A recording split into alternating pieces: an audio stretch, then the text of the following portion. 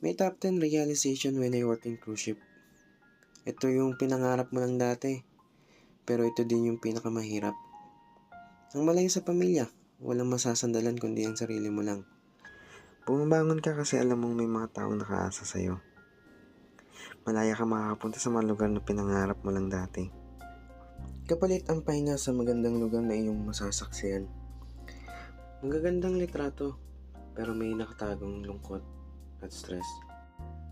Saksi ang aming kabina sa saya at lungkot ng aming buong kontrata.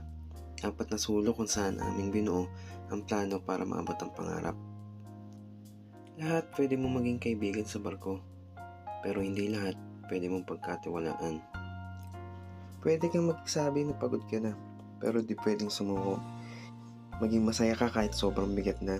Tandaan mo, hindi natatapos ang trabaho. Kontrata ang tinatapos.